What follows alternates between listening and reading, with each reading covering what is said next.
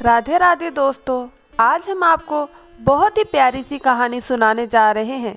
पर कहानी सुनने से पहले अगर आप हमारे चैनल पर पहली बार आए हैं तो चैनल को सब्सक्राइब करके वीडियो को लाइक कर दीजिए। तो चलो कहानी शुरू करते हैं। एक गांव में बिरजू नाम का एक लकड़हारा रहता था। वह बहुत ही गरीब था। उसके पास सामान के नाम पर एक टूटी फूटी कुल्हाड़ी और जानवरों के नाम पर एक लंगड़ा घोड़ा, एक गधा था। बिरजू की एक ही बेटी थी जिसका नाम रूपा था। बिरजू बहुत ही गरीब था। किसी तरह से वह अपनी इकलौती बेटी के साथ अपना जीवन गुजार रहा था। एक दिन बिरजू लकड़हारे ने अपने लंगड़े घोड़े पर लकड़ी का गट्ठर लादा और अपनी बेटी रूपा से बोला, बेटी मैं बाजार जा रहा हूँ, शाम तक लौट कर आऊँगा। यदि मेरी सारी लकड़ियाँ बिक गई तो मैं तुम्हारे लिए कोई सुंदर सी वस्तु जरूर ले आऊँगा। रूपा बोली, आपकी इच्छा हो पिताजी, पर जरा सावधान रहना, क्योंकि बाजार में बहुत सारे मनहूस लोग होते हैं। वहाँ कुछ लोग पैसा बनाते हैं और कुछ लूटे जाते हैं। लकड़ी बेचकर जल्दी से घर लौट आना, मैं खाना बनाकर आपका इंतजार करूँगी। ठीक है बेटी, मैं तुम्हारी बात का ध्यान रखूँगा। लकड़हारे ने लंगड़े घोड़े को लेकर बाजार की तरफ चल पड़ा। कुछ देर बाद बाजार में पहुंचकर एक तरफ खड़ा हो गया और ग्राहकों को आवाज़ लगाने लगा, लकड़ियाँ ले लो, सूखी लकड़ियाँ ले लो। काफ़ी देर के बाद एक सेठ की दृष्टि उस लकड़हारे के ऊपर पड़ी। वो सेठ बिरजू को देखकर सोचने लगा, इस फटीचर बूढ़े को तो आसानी से ठगा जा सकता है, शक्ल से मूर्ख भी लगता है। यह सोचकर वह सेठ लकड़हारे के पास पहुंचकर बोला, ए लकड़ी वाले, सारी लकड़ियां बेचनी है। बिरजू बोला, बिल्कुल बेचनी है सेठ जी, लेकिन कीमत क्या देंगे? सेठ बोला, तुम ही बताओ क्या कीमत चाहते हो? बिरजू बोला, 2 चांदी का सिक्का। सेठ बोला, सौदा महंगा है, खैर क्या तुम लकड़ियां जिस हालत में है उसी हालत में बेचोगे? बिरजू बोला, बेच दूंगा, भला इसमें मुझे क्या एतराज हो सकता है? सेठ बोला, तब ठीक है, ये लो चांदी का 2 सिक्का और अपने घोड़े को लेकर जल्दी से मेरे पीछे पीछे चलो। बिरजू बोला, बहुत अच्छा सेठ जी। सिक्का लेने के बाद बिरजू अपने घोड़े को लेकर सेठ के पीछे चल पड़ा और सोच रहा था, बड़ी किस्मत से आज कमाई अच्छी हुई है। कुछ देर बाद सेठ लकड़हारे को लेकर अपने घर पहुंचा और बोला, लकड़ियां यही छोड़ दो और तुम जाओ। बिरजू बोला, जैसी आपकी आज्ञा। बिरजू ने जैसे ही घोड़े से लकड़ियां उतारने की कोशिश की, तभी सेठ बोला, अरे लकड़हारे रुक, यह तुम क्या कर रहे हो? बिरजू बोला, सेठ जी मैं तो घोड़े से लकड़ियां उतार रहा था ताकि घोड़े को ले जा सकूं। सेठ बोला, अरे दुष्ट, क्या तुझे सौदे की शर्त याद नहीं जो तूने लकड़ियां बेचते समय मुझसे मंजूर की थी? बिरजू बोला, कैसी शर्त सेठ जी, मैं कुछ समझा नहीं। मैंने तो आपको 2 चांदी के सिक्के के बदले सारी लकड़ियां बेची है। सेठ बोला, सारी लकड़ियां ही नहीं बल्कि सिक्के के बदले तूने मुझे अपना घोड़ा भी बेचा है। क्या तूने शर्त पर लकड़ियां बेचना स्वीकार नहीं किया था कि लकड़ियां जिस हालत में है उसी हालत में बेचोगे? सेठ की बात सुनकर बिरजू के होश उड़ गए। बिरजू बोलने लगा, अरे सेठ जी आप यह क्या कह रहे हैं? सेठ बोला, शर्त के मुताबिक अब यह घोड़ा मेरा है, तुझे अपनी कीमत मिल चुकी है, इसलिए तू यहाँ से चलता बन। बिरजू बोला, नहीं नहीं, ऐसा मत कहिए सेठ जी, मैं गरीब आदमी बर्बाद हो जाऊंगा। लकड़हारा बहुत गिड़गिड़ाया, लेकिन सेठ ने उसकी एक ना सुनी, बल्कि उसने आसपास के लोगों को भी इकट्ठा कर लिया। देख लो भाइयों, इस लकड़हारे की चालाकी, पहले सौदा किया अब मुकर रहा है। आप सब बताइए, क्या यह रहम करने योग्य है? लोगों ने कहा, नहीं नहीं, बिल्कुल नहीं। सेठ ने कहा, फिर इसके साथ क्या व्यवहार करना चाहिए? भीड़ में से एक ने कहा, भैया मेरी मानो तो इसे सरपंच जी के पास ले चलो। हाँ हाँ, यही ठीक रहेगा। लोगों के कहने पर सेठ ने लकड़हारे को सरपंच जी के पास ले गया, जो कि उस सेठ का घनिष्ठ मित्र था, और उसने सरपंच को सारा किस्सा सुनाया।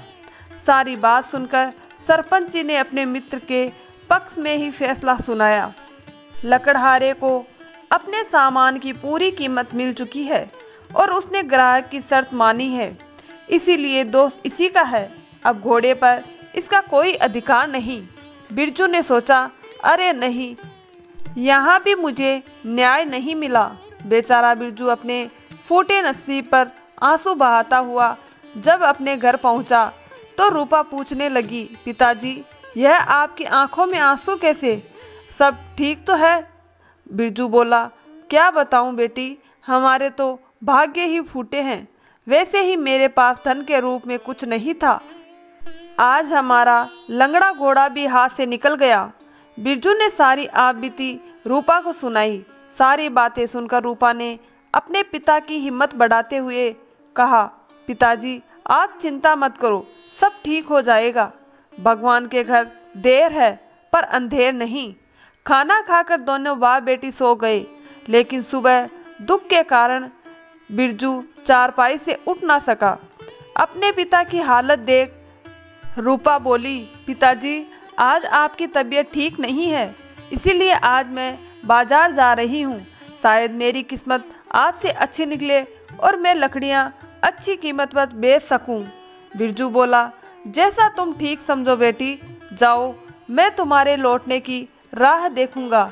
बेटी रूपा ने बूढ़े गधे पर लकड़ी का गट्ठर लादा और बाजार की ओर चली गई और सोचने लगी, यदि वह बेईमान सेठ मुझे मिल गया तो मैं उसे छट्टी का दूध याद दिला दूंगी। बाजार पहुंचकर रूपा आवाज़ लगाने लगी, लकड़ियां ले लो, सूखी लकड़ियां सस्ते में ले लो। उस रोज भी वह सेठ किसी को ठगने के विचार से बाजार आया हुआ था। उसने लकड़ियां बेच रही रूपा की ओर देखा और सोचने लगा, वाह, भगवान आज फिर से एक शिकार के लिए भेज दिया। कल लंगड़ा घोड़ा मिला था, आज लकड़ियों के साथ पूरा गधा मिल जाएगा। इतना सोचकर सेठ रूपा के पास पहुंचा और बोला, ए लड़की, क्या अपनी लकड़ियां बेचनी है? क्या कीमत है? रूपा बोली, चांदी के 3 सिक्के सेठ जी। सेठ बोला, महंगा सौदा है, क्या दाम कुछ नहीं करोगी? रूपा बोली, सौदा 4 सिक्कों में भी आपको महंगा नहीं पड़ेगा। सेठ जी, लकड़ियां बिल्कुल सूखी है, मंजूर हो तो बोलिए। सेठ रूपा को देख सोचने लगा, यह लड़की तो बहुत सयानी लग रही है। खैर, कोई बात नहीं, जल्दी इसकी सारी अक्लमंदी गायब हो जाएगी। सेठ सोच ही रहा था कि रूपा बोल पड़ी, क्या सोचने लगे सेठ जी, जल्दी बताइए, वरना मैं किसी दूसरे ग्राहक को आवाज़ दूं। सेठ बोला, ठीक है, मुझे 3 सिक्कों में सौदा मंजूर है, लेकिन यह लकड़ियाँ जिस हालत में है उसी हालत में बेचनी होगी। क्या तुम्हें मंजूर है? सेठ की बात सुनकर चतुर रूपा चौंक उठी। तो यह वही बेईमान सेठ है, आज इसकी खैर नहीं, ऐसा बदला लूंगी कि जीवन भर याद रखेगा। रूपा सोच ही रही थी कि तभी सेठ बोला, अरे लड़की, जवाब जल्दी दो, मेरे पास फालतू वक्त नहीं है। रूपा बोली, ठीक है सेठ जी, बेच दूंगी, लेकिन मेरी भी एक शर्त है कि आप भी मुझे पैसे उसी हालत में देंगे जिसमें वे होंगे। रूपा की बात सुनकर सेठ मन ही मन चौंक उठा, लेकिन फिर किसी विचार के आते ही मुस्कुराता हुआ बोला, ठीक है, मुझे तुम्हारी शर्त मंजूर है। देर ना करके अपने गधे को मेरे पीछे पीछे हाँक चल। रूपा भी अपने गधे को सेठ जी के पीछे पीछे लेकर चलने लगी। बेईमान कहीं का अपने आप को बड़ा होशियार समझ रहा है, जब वास्तविकता सामने आएगी तो खून के आंसू रोएगा। रूपा सोचते हुए सेठ के घर पहुंच गई। सेठ जी, लकड़ियां कहाँ रखूं? सेठ बोला, अरे मूर्ख लड़की, तूने क्या सौदा किया था? शर्त भूल गई या मैं याद दिलाऊं? रूपा बोली, बिल्कुल ही भूल गई थी, माफ़ी चाहती हूँ, अभी गधा बांधे देती हूँ। और रूपा चुपचाप गधे को खम्भे से बांध दिया। आपका हुक्म मैंने पूरा कर दिया सेठ जी, लाइए अब मुझे भी मेरी कीमत दे दीजिए। जरूर जरूर, लो संभालो अपने सौदे की कीमत। रूपा बोली, ठहरो सेठ जी, यह आप क्या कर रहे हैं? सौदे के हिसाब से आपने लकड़ियाँ जिस हालत में दी थी उसी हालत में खरीदी, और लकड़ियों के साथ साथ मेरा गधा भी आपको मिल गया। लेकिन आपने मुझसे भी जो वादा किया था कि आप पैसे उसी हालत में देंगे जिस हालत में वे होंगे, इसीलिए इस समय वे आपके हाथ के साथ है। अतः आप सिक्कों के साथ साथ अपना एक हाथ भी मुझे दीजिए, और शर्त और सौदे के मुताबिक आपको ऐसा करना होगा। लाइए सिक्कों के साथ अपना एक हाथ भी दीजिए। रूपा की बात सुनकर सेठ के होश उड़ गए। सेठ बोला, क्या बक रही है लड़की?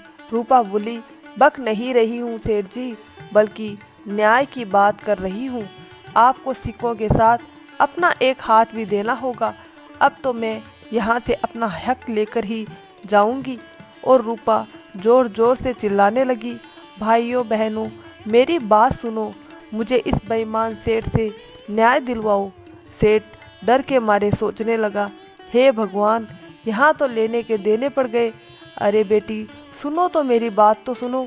रूपा बोली, अब तो मैं सिर्फ एक ही शर्त पर आपकी बात सुन सकती हूँ सेठ जी, कि आप पहले अपना एक हाथ काट कर दीजिए।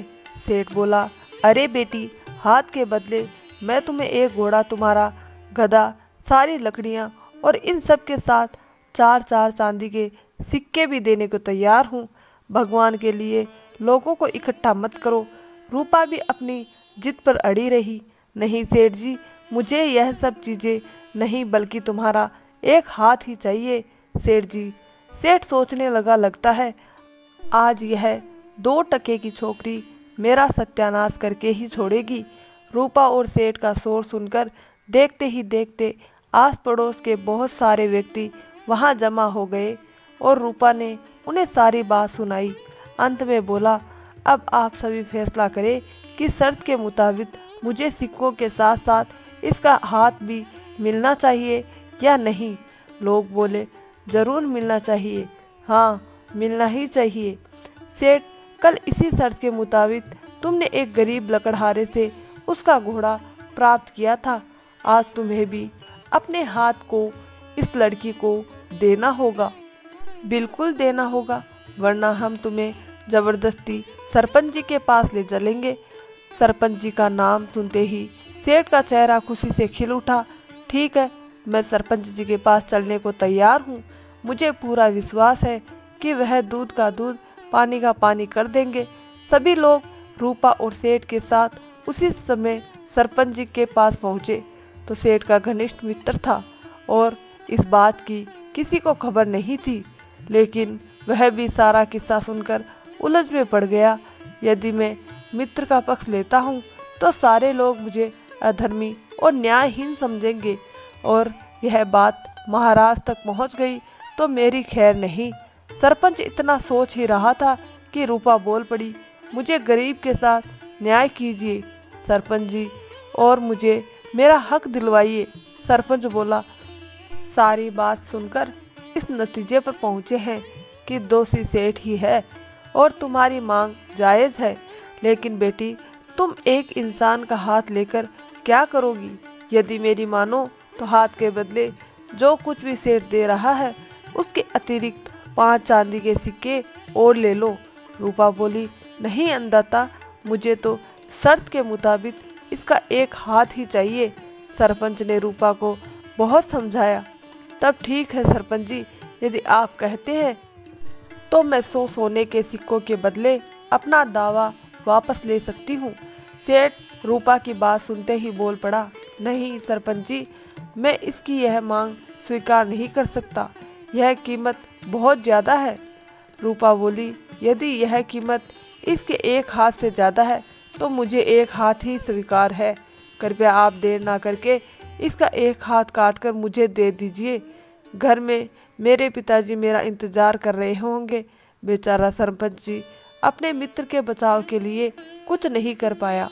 वह मौका ही ऐसा था कि उसे मजबूरन सेठ से कहना पड़ा, सेठ कसूर तुम्हारा है, शर्त के मुताबिक अपना हाथ काट कर दो या फिर 100 सोने के सिक्के, यही हमारा आखिरी फैसला है।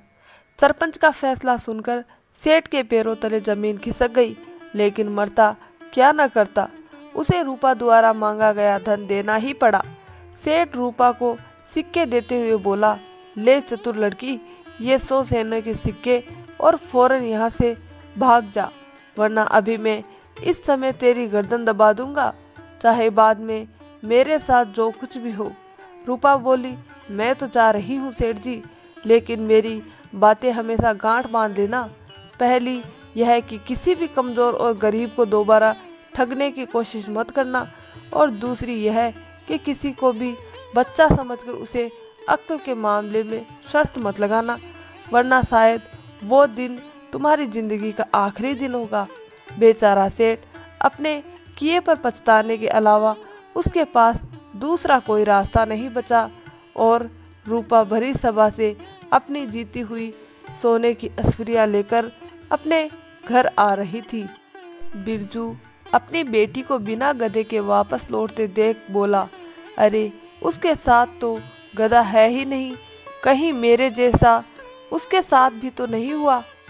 यह सोचकर बेचारे लकड़हारे का हृदय किसी अज्ञात आकांक्षा से कांप उठा। लेकिन जब रूपा ने उसके पास पहुंचकर सारी घटना सुनाई और 100 सोने के सिक्के दिखाए, तो बिरजू लकड़हारे की खुशी का ठिकाना ना था। बिरजू खुशी से बोला, मेरी प्यारी बेटी, मैं आज तक नहीं जान पाया था मेरी बेटी इतनी समझदार और बड़ी हो गई है। और इस तरह से फिर लकड़हारे के दुख दूर हुए। अब रूपा और बिरजू खुशी खुशी रहने लगे। आज की कहानी यहीं पर समाप्त हुई। फिर मिलेंगे एक और नई कहानी के साथ। कहानी पसंद आई हो तो लाइक शेयर करें और चैनल को सब्सक्राइब जरूर करें। तो धन्यवाद दोस्तों, वीडियो को अंत तक देखने के लिए।